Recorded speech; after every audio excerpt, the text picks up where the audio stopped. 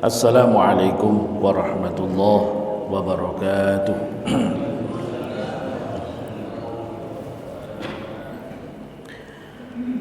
Bismillahirrahmanirrahim. Alhamdulillahi rabbil alamin. Wa afdalus salati wa atammu taslim ala sayyidina wa habibina wa maulana Muhammadin sallallahu alaihi wasallam wa ala alihi wa ashabihi ajma'in, amma ba'du. Allahumma 'allimna ma yanfa'una wanfa'na bima 'allamtana warzuqna 'ilman wa 'amalan mutaqabbalan ya arhamar rahimin.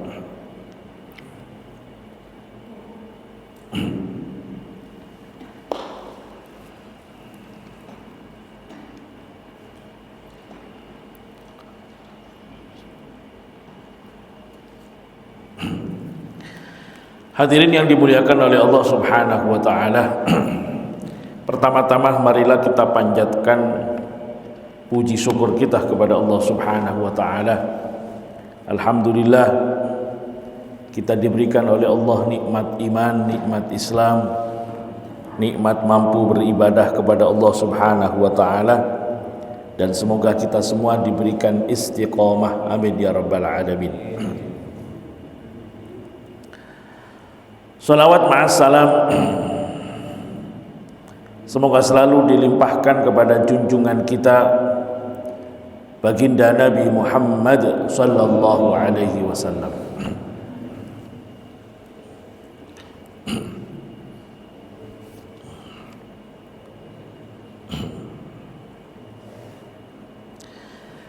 Bapak Ibu hadirin yang dimuliakan oleh Allah Subhanahu wa taala,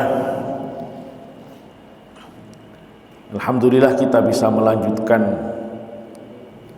thalabul ilmi kita, dan semoga tambah hari tambah ilmu kita, amin ya rabbal alamin. Tapi yang perlu kita perhatikan adalah bertambahnya ilmu tidak boleh membuat kita merasa lebih baik daripada yang lain. Kadang-kadang orang kalau ilmunya merasa tinggi, muncul dalam hatinya dia lebih mulia, lebih baik dari orang lain. Ini kesalahan besar.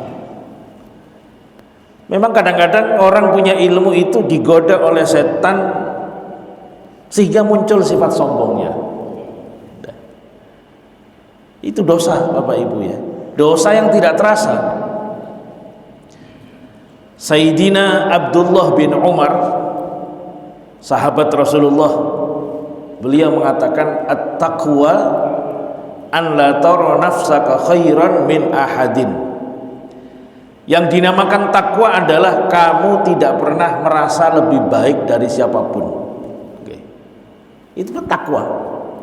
Termasuk bagian dari takwa kepada Allah ketika kita tidak pernah merasa lebih mulia daripada yang lain. Bahkan ada satu hadis riwayat Imam Ahmad dan Imam Al-Bazzar, disebutkan di situ, diceritakan Rasulullah Shallallahu Alaihi Wasallam bersama para sahabatnya. Lalu para sahabat ini menceritakan seseorang yang ibadahnya menurut mereka luar biasa. Dipuji-puji orang ini, tapi Nabi tidak mengenal orang ini.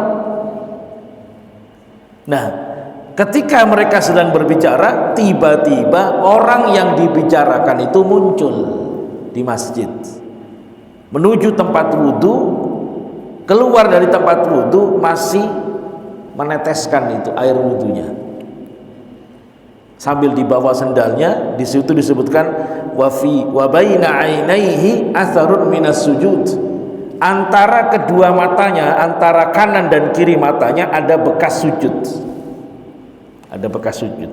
Makanya dipuji, banyak sujud, banyak ibadah dan lain sebagainya. Ketika Nabi melihat orang ini, Nabi komentar,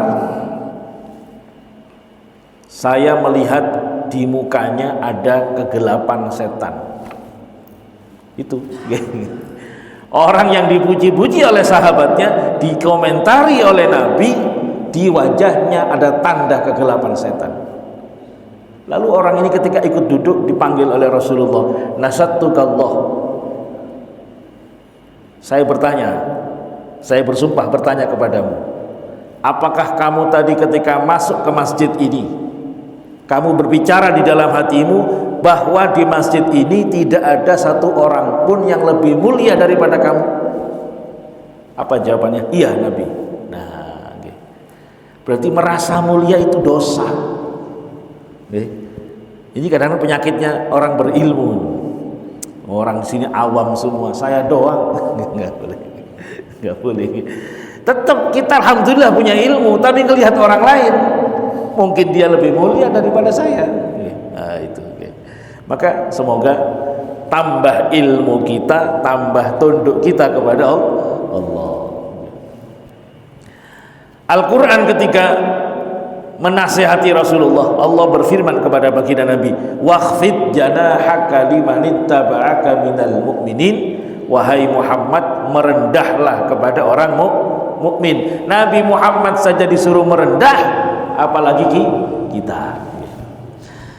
Bapak Ibu yang dimuliakan oleh Allah, pada pelajaran terakhir kita ada pertanyaan tentang jamak dan qashar salat. Bapak Ibu, kita ulang sedikit tentang jamak dan mengqashar salat.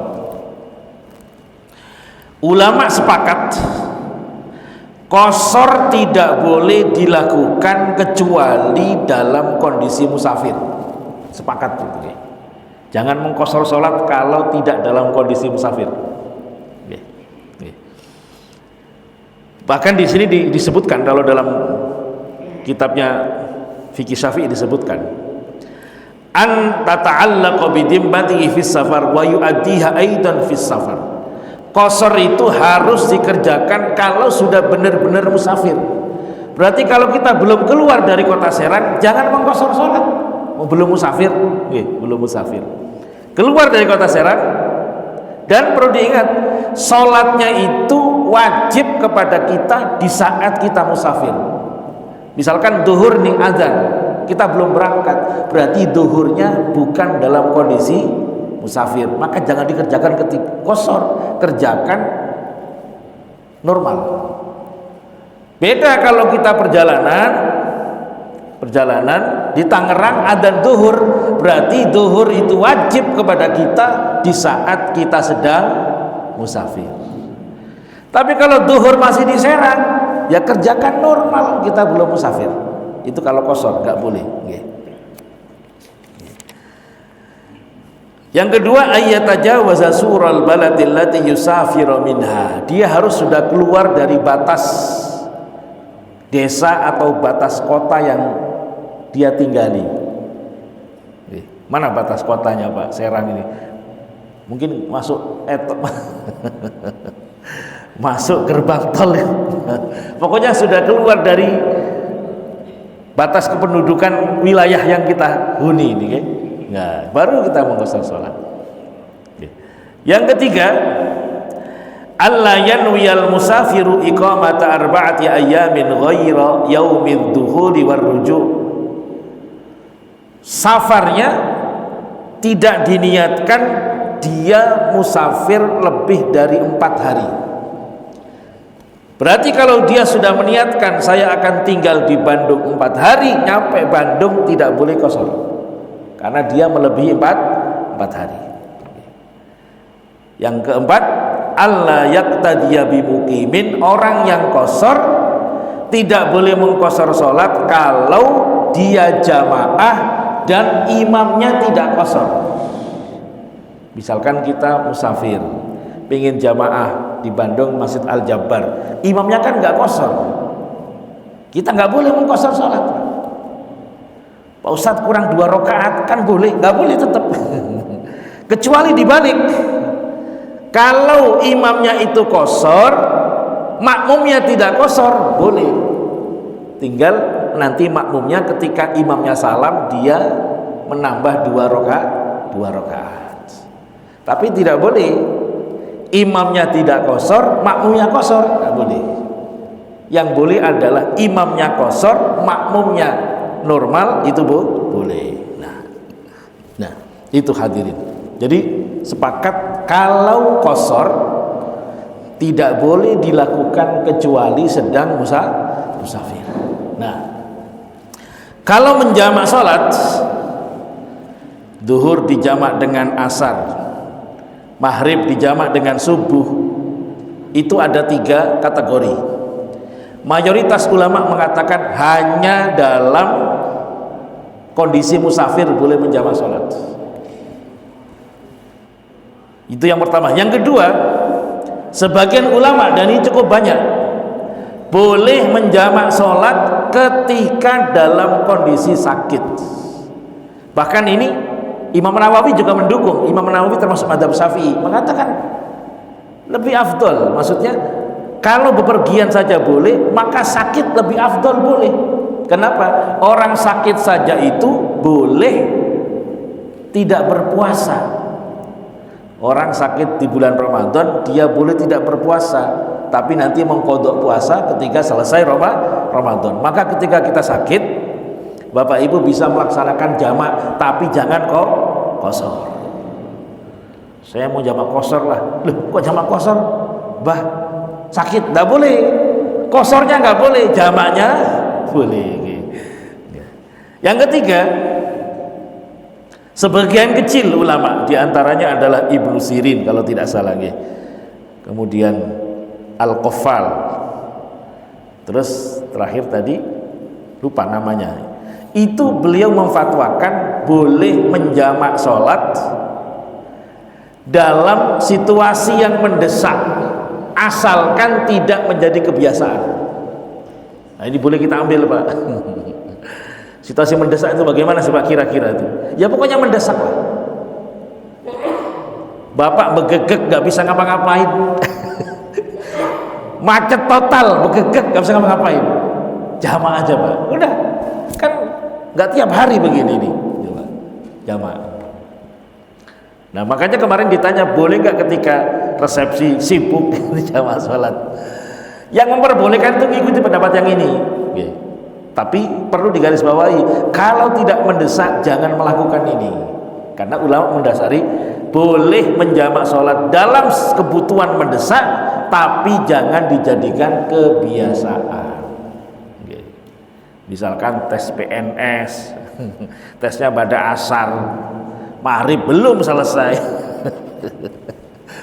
Kan pernah saya ujian kuliah itu pernah kebagian jam 5:30 masuk kelas, kan nggak mungkin maghrib keluar nih di jamaah akhirnya. Kenapa? Ikut pendapat yang ini, boleh menjamak sholat dalam situasi mendesak, tapi menjamak doang, tidak boleh diqasar. Nah, termasuk mungkin orang-orang yang mau keluar negeri, kan keluar negeri ke bandara itu kan nggak segampang di terminal. Takut ketinggalan dan lain sebagainya. Mungkin pendapat ini mungkin boleh menjamak sholat ketika kita belum musafir banget, kita jamak lah. Kenapa? Khawatir nanti ketinggalan pesawat. Kalau ketinggalan pesawat kan berabe, udah bayarnya juta-jutaan ketinggalan lagi. Nah mungkin itu boleh diambil, yaitu menjamak sholat dalam situasi mendesak.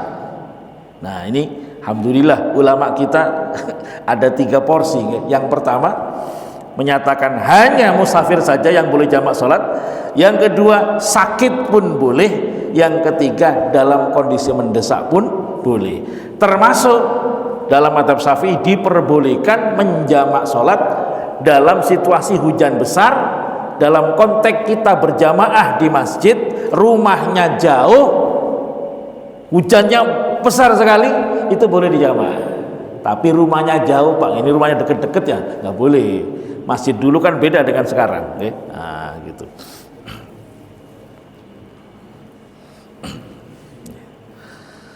Khususnya sedang sakit Pak, itu sakit memang berat sekali, kalau tiap 5 waktu kita harus wudhu dan lain sebagainya.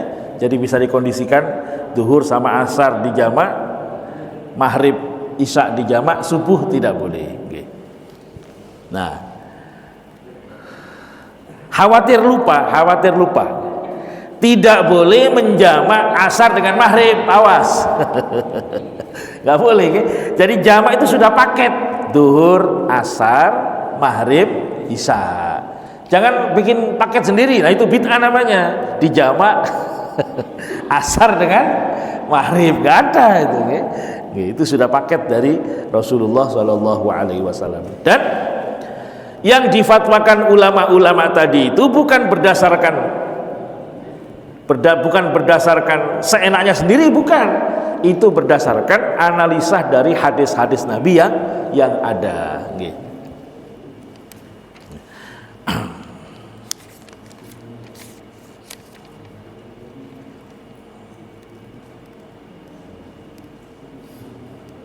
Nah, ada satu hadis bunyinya begini: anna nabiyya sallallahu alaihi wasallam shalla bil madinati sab'an wa thamaniyan. Nabi Muhammad sallallahu alaihi wasallam pernah sholat di Madinah, di kota Madinah, pernah sholat 7 rakaat dan 8 rakaat. Maksudnya apa? Duhur, asar dan maghrib, isya. Min ghairi khaufin wala safarin. Bukan dalam kondisi safar, bukan dalam kondisi takut. Nah, ini ditafsiri ulama macam-macam.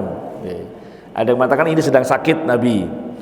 Ada yang ditafsiri ini Nabi sedang dalam kondisi situasinya mendesak, maka beliau menjamak. Tapi yang jadi catatan adalah para ulama yang memperbolehkan ini tidak boleh dijadikan kebiasaan.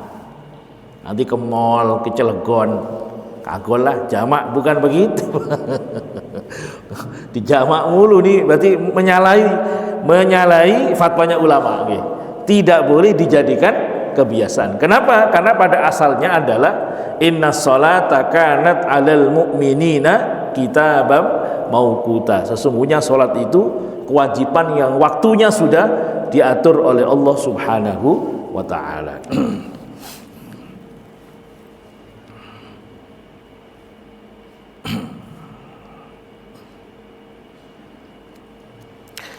Bapak Ibu yang dimuliakan oleh Allah Subhanahu wa taala, di minggu kemarin juga kita membahas kembali tentang pernikahan. Nah, ada nikah-nikah yang tidak sah dan haram dan tidak sah. Misalnya menikah dengan orang yang masih mahram, itu haram dan tidak sah. Ketahuan mahram, terceraikan secara otomatis. Ada adik kakak nggak ngerti kalau itu misalkan bapaknya dulu pernah merantau, bapaknya merantau ke Sumatera, di sana nikah lagi sama perempuan, punya anak, nggak ngomong-ngomong sama istrinya di Serang, anaknya yang di Sumatera besar, yang di Serang besar, ketemulah di kampus UI misalkan, menikah. Bapaknya, sementara waktu menikah di Sumatera, bapaknya pakai nama samaran. Ketahuan ternyata setelah 2 hari menikah, ini bersaudara, harus dipisah, wajib dipisah, nggak sah nikahnya. Nah, makanya hadirin, ada namanya silaturahim, menyambung silaturahim. Rahim itu siapa sih? Orang yang masih ada keluarga kita dari ayah, dari ibu. Nah, kita ini di masjid, ini ukhuwah namanya, Pak, menguatkan tali persaudaraan sesama muslim. Tapi bapak bukan rahim saya. Jadi misalkan kalau bapak nggak pernah kontak saya, nggak pernah tegur sapa karena nggak ada keperluan, ya nggak dosa. Karena apa? Bukan rahim. Tapi kalau adik saya, ponakan saya, paman saya nggak tegur sapa sama saya sama sekali, berarti saya memutus tali silaturahim. Jadi awas. Ada namanya persaudaraan muslim. Siapapun mereka, siapapun beliau, apapun sukunya, apapun rasnya, dia umat Nabi Muhammad, saudara kita, wajib ditolong, wajib dibantu. Wabil khusus rahimnya. Rahim itu siapa? Saudaranya, baik dari ayah, dari ibu, pamannya, bibinya, itu rahim. Jangan pernah diputus, Pak. Seberantem-berantemnya damailah, karena itu rahim. Kenapa? Nabi ngasih wanti-wanti, la yadkhulul jannata qati', tidak akan masuk surga dalam kurung secara langsung orang yang memutuskan tali silaturahim. Bapak sama anak, rahim itu kuat sekali, bapak sama anak, jangan sampai putus. Ada cucu menggugat neneknya, la haula wala quwata illa billah. Kenapa nggak bisa damai? Itu kan cucunya, rahimnya. Nah ini, awas, dosa besar bapak ibu. Itu yang pertama.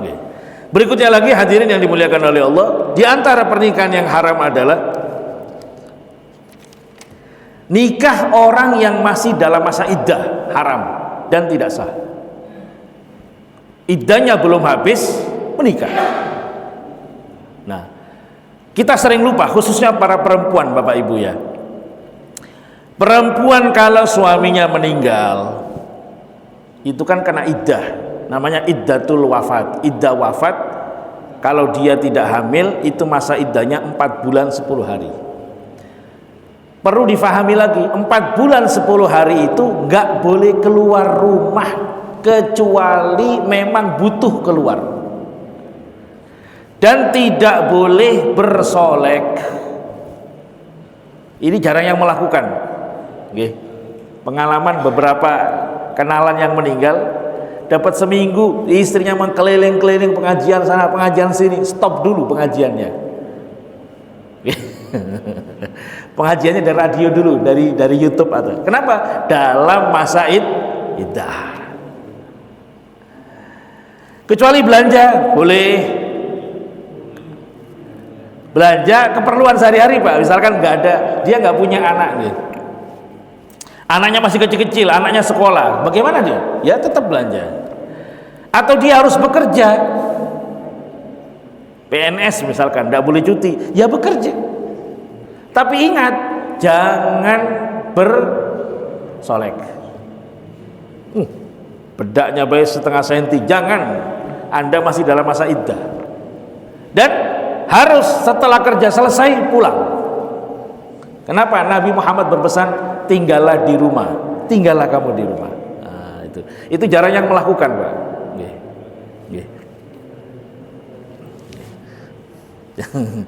Nah, tapi ibu-ibu nggak boleh iri, nggak boleh iri. Itu kan ajaran. Nggak boleh iri kalau suami itu istrinya meninggal, nggak pakai begitu-begituan. Nggak pakai masa iddah, nggak boleh tinggal di rumah. Meninggal dunia besok nyari-nyari boleh laki-laki. Beda ibu ya, ibunya nggak boleh ngiri. Allah nggak adil, nggak boleh, haram begitu. Udah, raditu billahi robba. Gitu. Berikutnya lagi, tidak boleh atau haram dan tidak sah menikah lebih daripada 5. Punten, lebih daripada 4. Nah, istri kelima haram. Istri kelima haram. Bagaimana kalau caranya bagaimana supaya halal? 4 itu dikurangi dulu. 4 kan diceraikan 1, tinggal 3, nikah lagi. Nah, itu baru boleh. Tapi kalau 5, berarti yang kelima itu nikahnya haram dan tidak sah. Dan tidak sah.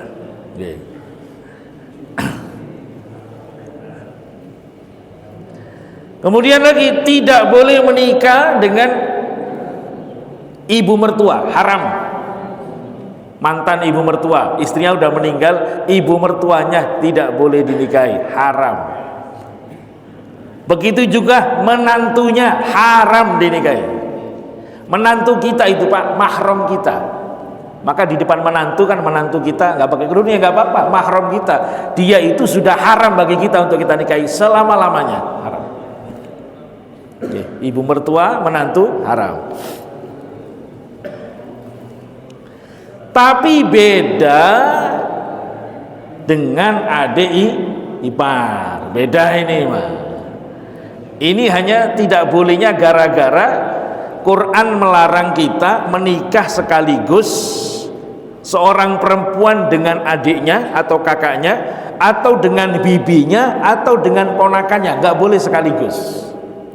Misalkan bapak-bapak berpoligami, misalkan istri pertamanya kakaknya, istri keduanya adiknya, haram, nggak boleh. Yang kedua ini nggak sah. Atau yang kedua bibinya nggak boleh.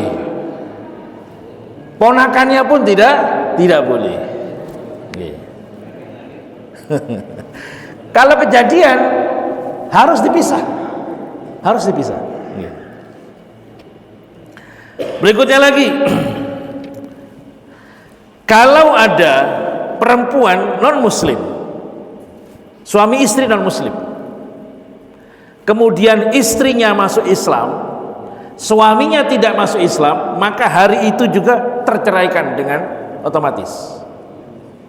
Gak boleh, meskipun suaminya gak menceraikan, ini perempuan tidak boleh lagi berduaan dengan suaminya karena suaminya non muslim, dan seorang muslimah tidak boleh nikah dengan laki-laki non muslim, tidak sah kalau tetap kekeh berzina dia.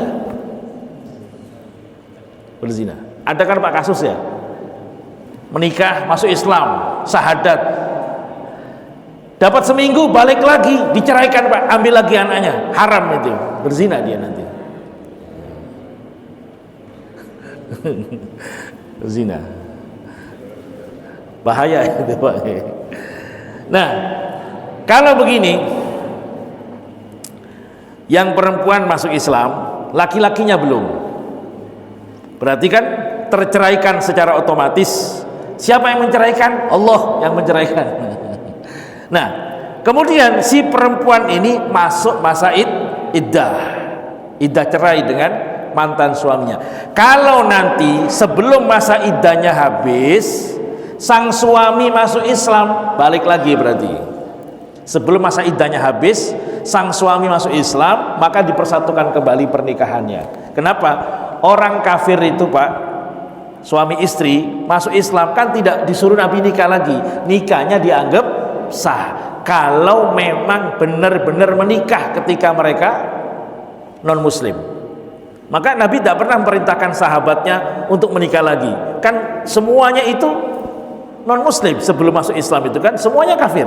Ketika masuk Islam, Nabi tidak memerintahkan mereka mengulang nikahnya lagi. Nah, kecuali ini putrinya Rasulullah Shallallahu Alaihi Wasallam dulu kan sudah menikah, Zainab, kalau tidak salah Zainab. Zainab itu menikah, suaminya ketika Nabi diangkat jadi Rasul, Zainab hijrah bersama Nabi masuk Islam, suaminya tidak masuk Islam, pisah. Bahkan sempat berperang dengan Rasulullah. Karena suaminya ikut bapaknya perang Badar itu, beliau itu masih perang bersama, ikut memerangi Nabi karena masih kafir. Nah, kemudian seiring dengan waktu, akhirnya menantu Nabi ini masuk Islam. Kemudian dinikahkan lagi oleh Nabi. Kenapa? Karena masa iddahnya sudah habis. Nah, jadi kalau ada perempuan muslimah masuk Islam, maka dia terceraikan secara otomatis. Karena seorang muslimah tidak boleh menikah dengan laki-laki non muslim apapun agamanya. Nekat menikah, nikahnya tidak sah dan termasuk kategori berzina.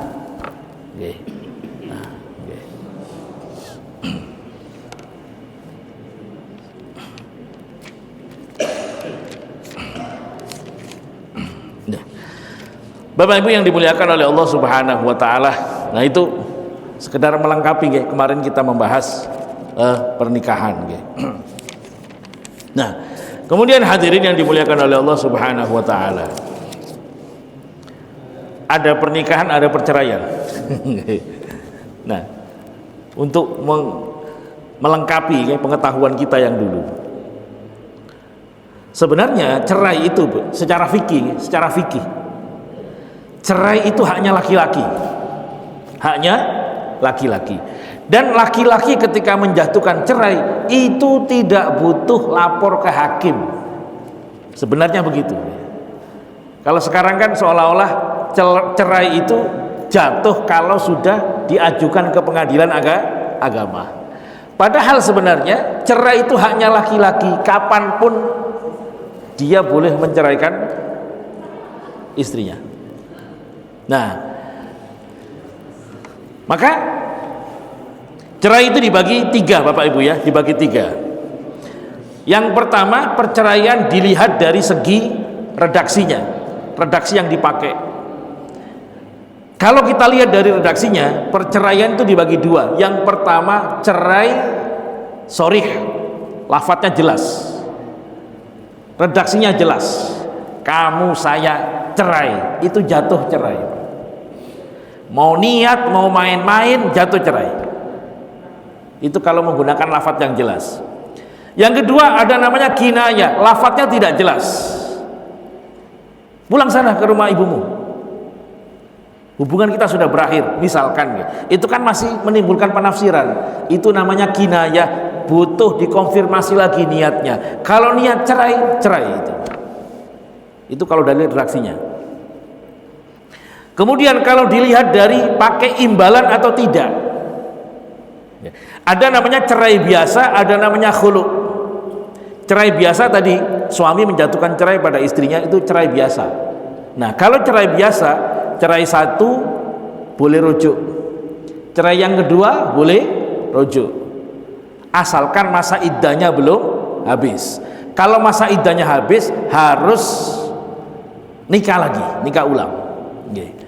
Yang ketiga, cerai ketiga tidak boleh lagi kecuali sang istri menikah dengan laki-laki lain, sudah berhubungan suami istri, kemudian terjadilah misalkan mantan istri diceraikan oleh suami yang baru, masa iddahnya habis, atau suami yang baru meninggal dunia, masa iddahnya habis, baru boleh menikah lagi dengan mantan suaminya. Ada namanya khulu. Khulu itu apa? Khulu itu adalah cerai permintaan dari istri kepada suami, kemudian sang istri menyerahkan harta kepada suami. Contoh, ceraikan saya, Pak, kata suaminya. Oke, kalau kamu mau menyerahkan mahar kamu dulu itu, dulu kan kamu saya kasih mahar 100 gram, kembalikan. Siap, saya kembalikan. Kemudian akan dicerai, terjadilah khulu. Nah, khulu itu tidak ada rujuk, langsung pisah, langsung pisah. Tidak boleh rujuk kecuali nikah baru lagi. Beda dengan cerai biasa. Oke. Nah, itu yang kedua. Yang ketiga, cerai kalau dilihat dari waktu yang dipilih oleh laki-laki, maka ada namanya cerai sunni, ada namanya cerai bid'ah.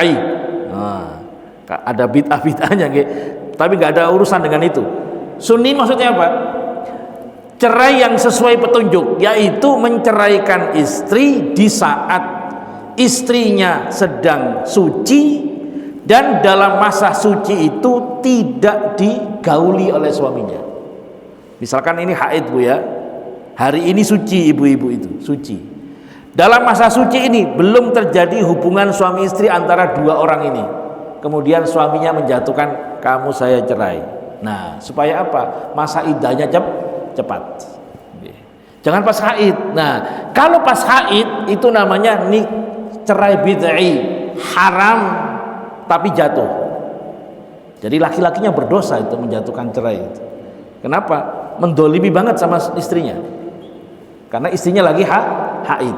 Atau istrinya lagi suci tapi sudah digauli, suci ditidurin sampai 5 hari, habis itu dicerai.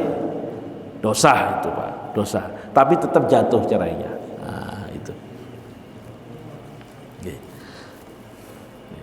Nah, tadi di awal saya katakan bahwa cerai itu haknya suami, tapi istri punya hak bercerai dalam beberapa kondisi. Di antaranya adalah suaminya atau sang istri menderita banget punya suami seperti ini, main KDRT, main tendang, main pukul. Atau sang suami tidak bisa melaksanakan kewajibannya.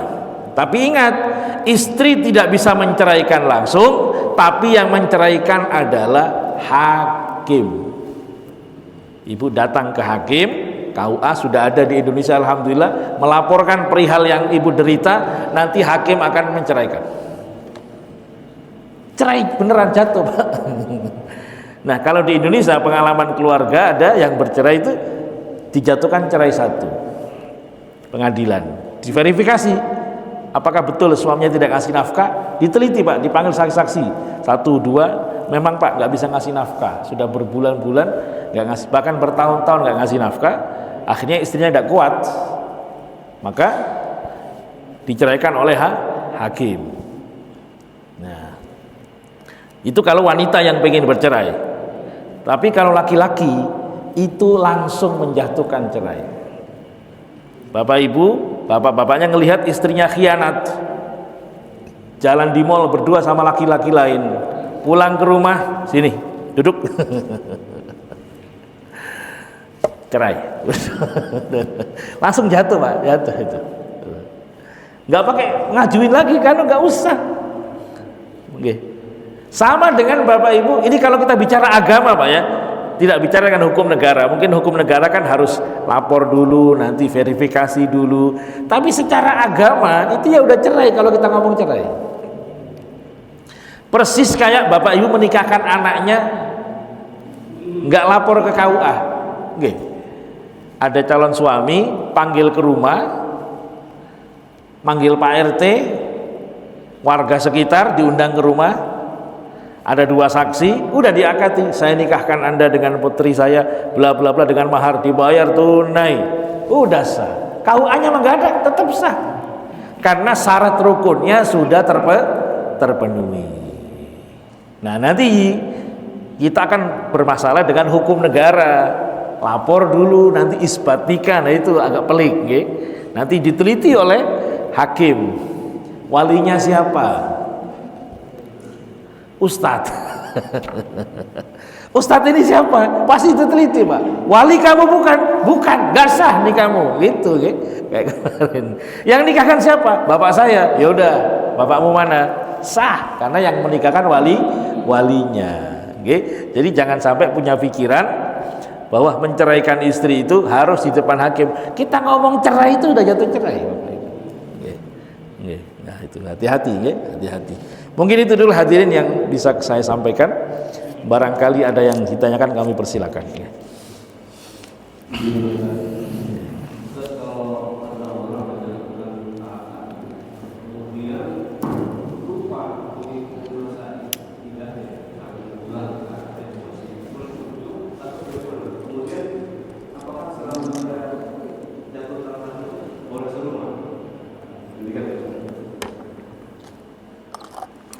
Ketika istri kita diceraikan, itu selama masa iddah istri masih ada di rumah dan kita kasih nafkah. Jangan diusir. La tukhrijuhunna min buyutihinna, jangan kau keluarkan dari rumahnya. Jadi karena ini masih proses bisa rujuk, sang istri masih ada di rumah situ, kita kasih nafkah. Cuma nggak tidur bareng, udah cerai. Kalau tidur bareng berarti rujuk. Kan rujuk tinggal ngomong doang Pak. Bapak di kamar depan, ibu di kamar belakang. Hujan berhari-hari. Aduh, palangnya. Ke belakang, ngomong aja, "Mama, saya rujuk kepadamu." Wes, sah langsung, Pak. Ngomong doang. Jadi sebenarnya agama itu tidak ingin kita cerai, makanya dikasih waktu jeda supaya mikir laki-lakinya itu. Mikir kan, lihat istrinya ngerawat anaknya kan kasihan. Oh iya ya, saya mendolim, main cerai lah. Datang lagi ngomong rujuk, rojak tuki, saya rujuk padamu. Udah sah gitu. Nggak pakai manggil tetangga Pak, rujuk aja, rujuk. Udah. Gitu. Cerainya nggak ada yang tahu, rujuknya nggak ada yang tahu, ya nggak apa-apa. Gitu. Itu kan masalah pribadi. Nah, rujuk 2 bulan berantem lagi, cerai lagi, udah. Masa iddah masih kan di rumah kita. Habis itu kita rujuk lagi. Nah, kalau sudah ketiga, nah ini baru nggak boleh rujuk. Oke, udah kita pulangkan beliau ke rumahnya, karena sudah nggak bisa rujuk. Oke.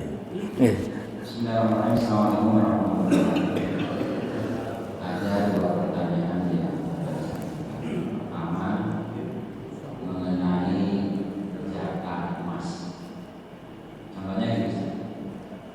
tahun 2020, misalkan saya memiliki 30 gram emas, kemudian 2021 punya 50, terus kemudian di akhir tahun 2024 saya memiliki 100 gram emas. Berarti secara hitungan itu sudah lebih dari 85 gram. Saya sudah memiliki kewajiban untuk mengeluarkan zakat emas. Pertanyaannya adalah, apakah hitungan pengeluaran apapun haulnya itu dihitung dari kecukupan 100 gram emas? Berarti kan 100 gram emasnya itu 2024, berarti nanti apakah mengeluarkan zakatnya itu di awal tahun 2025, ataukah hitungannya itu dari semenjak memiliki emas tersebut? Itu yang pertama. Jadi sekali lagi, hitungan haul setahunnya itu apakah semenjak memiliki emas itu, ataukah ketika genap memiliki di atas 85 gram itu? Berarti kan setahunnya kan setahun depan kemudian kan. Yang kedua, terkait dengan sholat jamaah ataupun qasar. Ya, kalau qasar bisa dijamaah.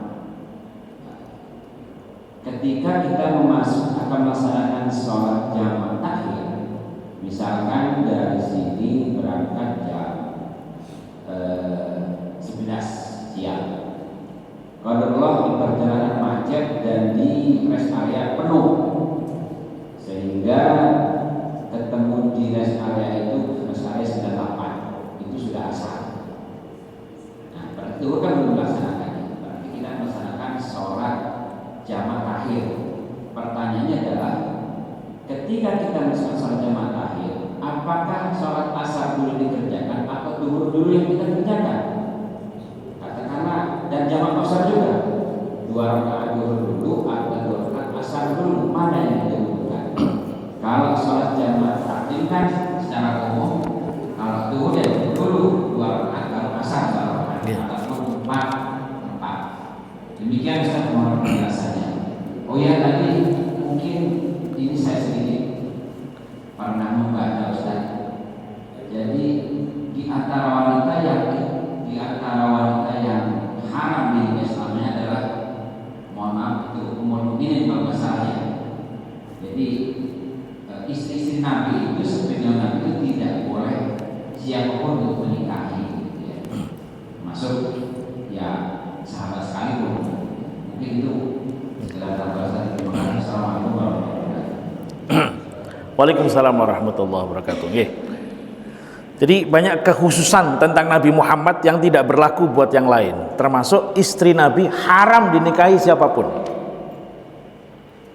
Istri Nabi, jandanya Rasulullah, tidak boleh dinikahi oleh siapapun. Kenapa? Itu adalah ibunya orang-orang mukmin. Nah, itu khusus Nabi, khusus istrinya Nabi. Istrinya kiai boleh,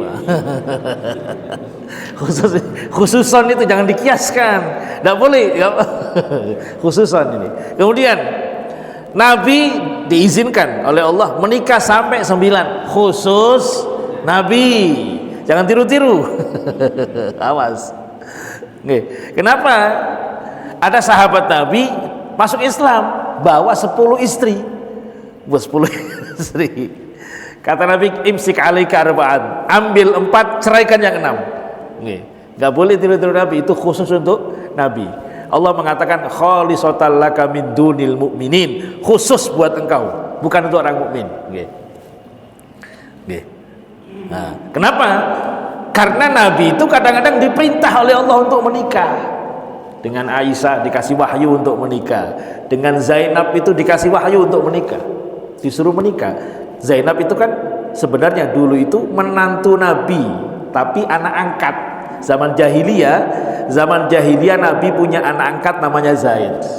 Nah, setelah Islam Allah itu membatalkan hubungan anak angkat, tidak ada anak angkat itu. Maka Allah perintahkan Nabi Muhammad menikah dengan mantan istrinya Zaid. Itu berat sebagai sebagai manusia, berat Rasulullah itu.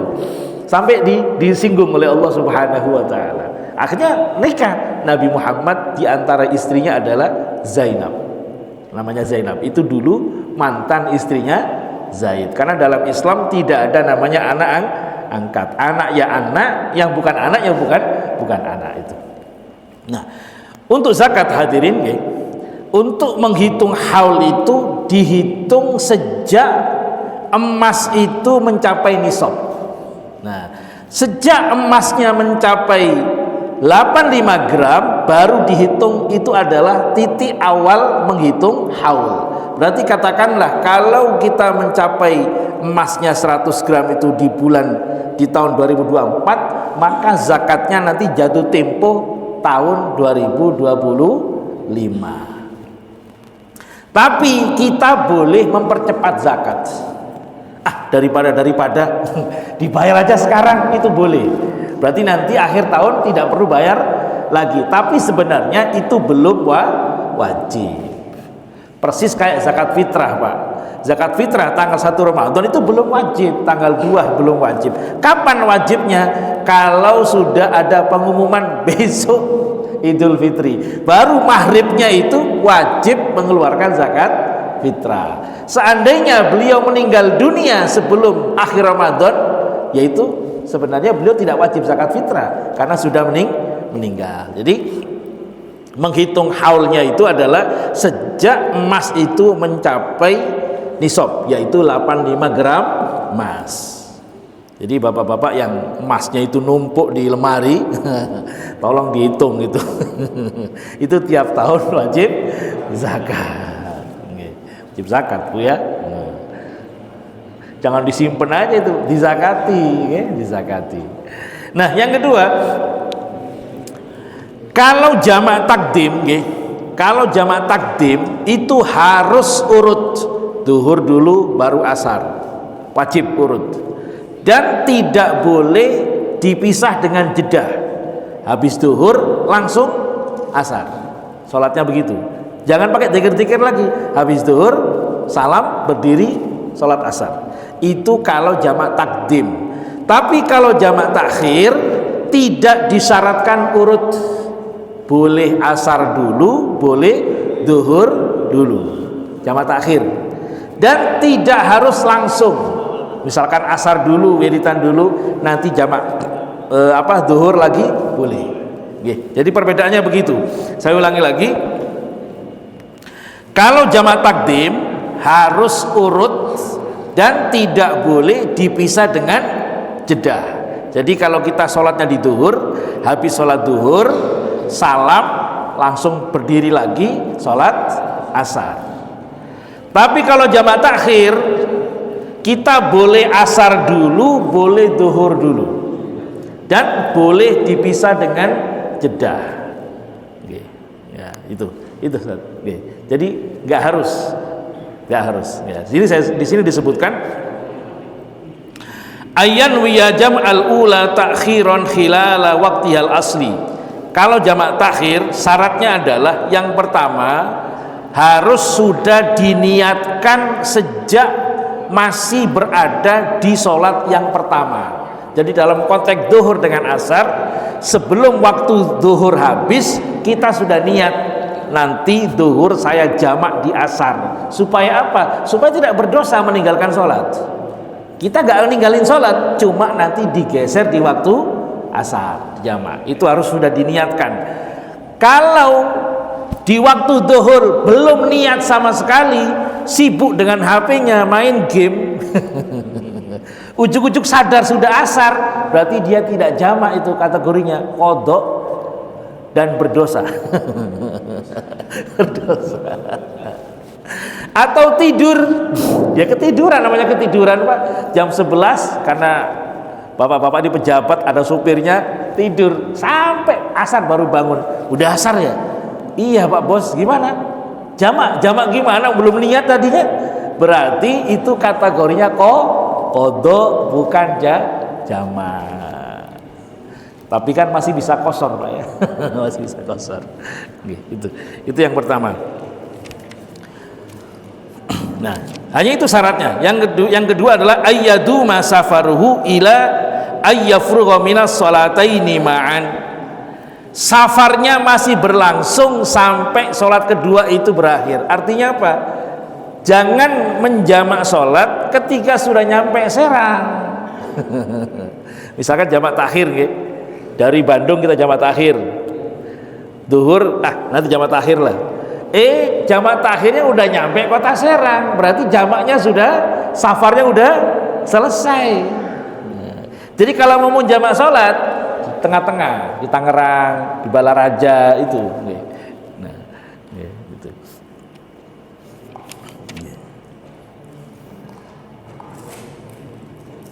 Memang berat Pak. Pengalaman berat gitu. Udah capek dari Bandung, pengennya nyampe rumah, belok dulu ke rest area Balaraja. Itu berat, sholat dulu. Tapi kalau nggak begitu nanti kita meremehkan hukum ya. Ada lagi Bapak Ibu? Oke.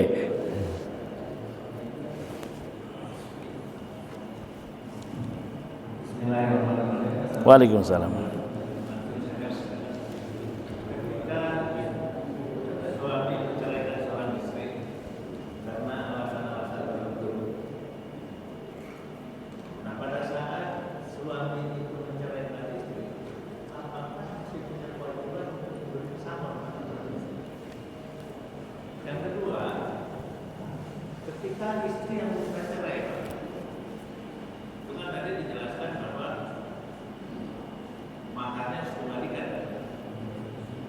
Sehingga seorang istri yang minta cerai kepada suami karena alasan-alasan tertentu, berarti suami tidak berhak memberikan pesangon.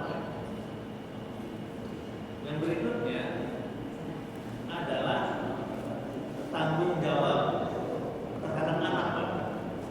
Ketika suami menceraikan istrinya yang melakukan misalnya perselingkuhan, pertanyaannya adalah bagaimana hak asuh anaknya Pak? Karena suami tidak percaya, khawatir edukasinya terhadap anak itu sama seperti ibunya gitu. Nah kemudian sampai sejauh mana pertanggungjawaban suami terhadap tanggung jawab anak itu, apakah sampai dewasa atau sampai menikah lagi? Demikian, terima kasih. Siapa yang mengatur itu, Pak?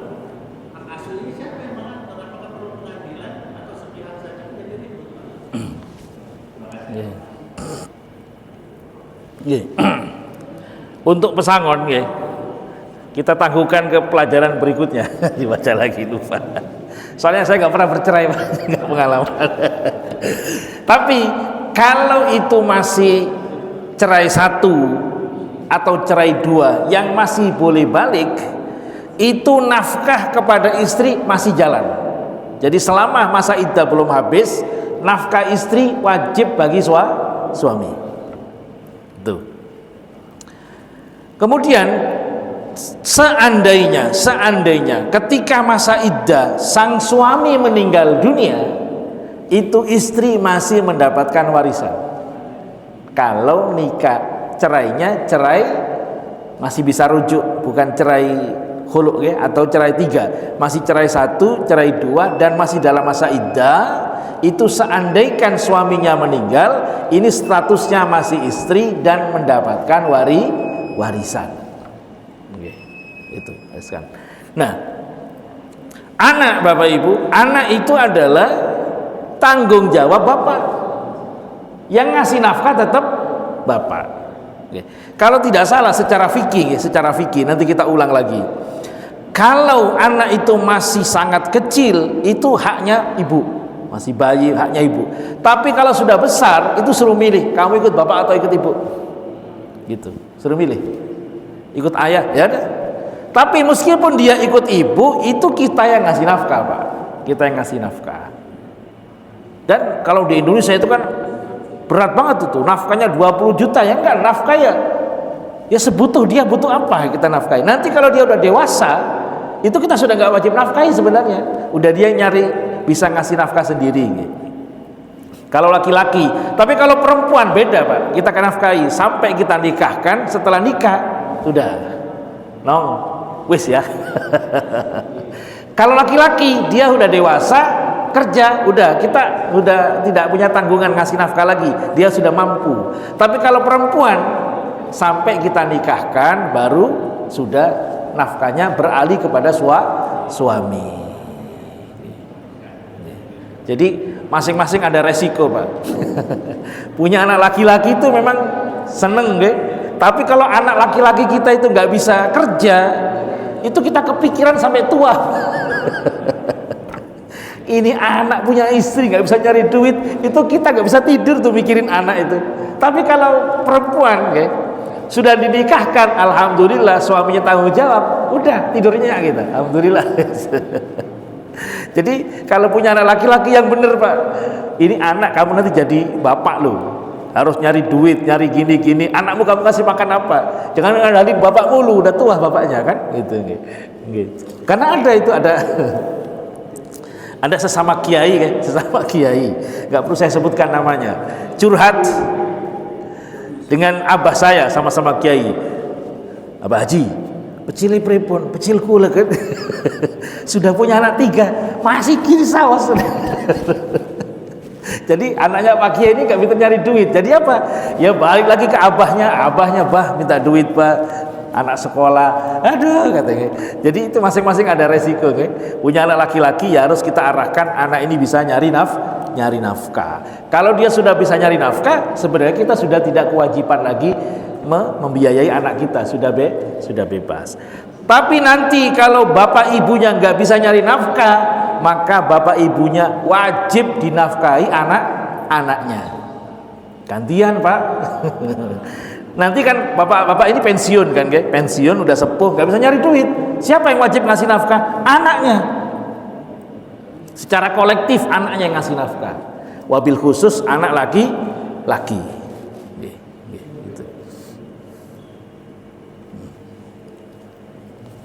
Jadi itu sementara itu, itu semua udah diatur agama Pak, sudah diatur agama. Anak kalau dewasa suruh milih, kamu ikut bapak atau ikut ibu. Nah, ikut ibu, ya udah tetap dia ikut ibunya, cuma nafkahnya dari kita. Yang kita nafkahi anak kita, bukan ibunya. Ibunya udah cerai. Yang kita nafkahi anak kita. Nah, kadang-kadang ibunya nakal Pak. Ke pengadilan minta nafkahnya 20 juta, kita gajinya 10 juta. Nah, nafkah itu kita sesuaikan dengan kemampuan kita. Nafkah kita sesuaikan dengan kemampuan kita, gitu. Mungkin itu Pak Jeng. Kurang lebihnya mohon maaf, insya Allah kita lanjutkan di pertemuan berikutnya. Jadi nggak ada habisnya. Jadi kita masih punya PR tadi pesangon. Memang ada istilah mut'ah dalam cerai itu ada pesangon, tapi nanti saya belajar dulu lupa itu ada. Apakah wajib ngasih atau bagaimana, nanti kita bahas di pertemuan berikutnya. Kurang lebihnya mohon maaf. Ihdinas siratal mustaqim wal 'afwu minkum. Wassalamualaikum warahmatullahi wabarakatuh.